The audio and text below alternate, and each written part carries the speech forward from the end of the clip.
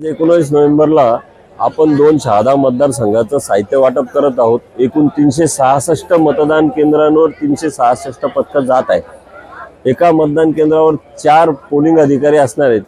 त्या हिशोब केला तर आपले 1720 मतदान अधिकारी जाणार आहेत।